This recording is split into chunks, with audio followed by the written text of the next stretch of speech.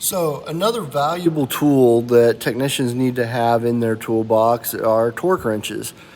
So when we talk about torquing, it's important to understand that we torque so that we apply even pressure across a surface, right? It's about clamping force, making sure two things are clamped together. Every threaded nut bolt has a torque spec, and that torque spec can differ off the grade of the bolt, the material that you're going into, thread pitch. So it's really important not to assume things about torque, but rather than look it up or use a actual table that will tell you what torques for certain size fasteners should be, right?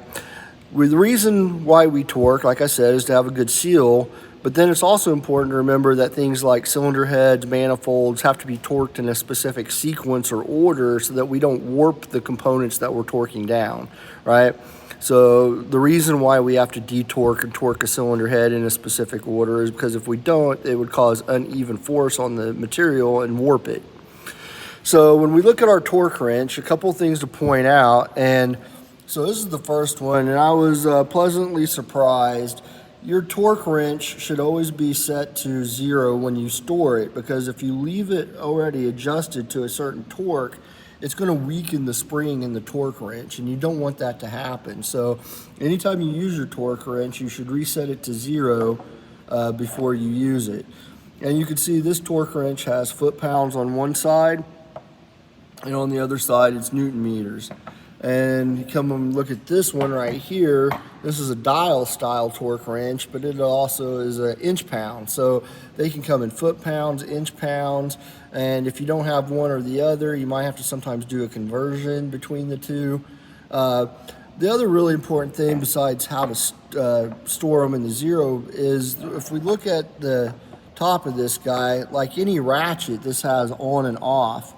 I really wish companies like Snap-on, and hopefully maybe someone from Snap-on will watch this video and do something about it. Torque wrenches should not say on or off, right? You never want to loosen bolts or detorque bolts with the torque wrench, all right? With this guy, really should say right-handed, left-handed. So if I wanted to torque a left-handed thread, I would put it in the off position to torque it. And if I wanted to torque a regular right-handed thread, I'd go to the on position to torque it. By trying to detorque something with this thing, you're going to discalibrate it and make it not functional anymore. They do make a T-style torque wrench, which is the ones that look like a T. It has a bar going across the top that you can use to loosen stuff to find out how tight they were torqued down to. But on these ratchet style ones, like these, you do not want to use these to loosen bolts. So I would say, you know, we've discussed a few different tools in this series, hand tools, toolboxes, and other things. This is something that, at least in the 3/8 drive and maybe even the 1/2 inch drive, that most technicians should have in their boxes. If things require torque that takes a larger drive, then hopefully that's something your shop will keep on hand and you wouldn't have to worry about unless you were a shop owner.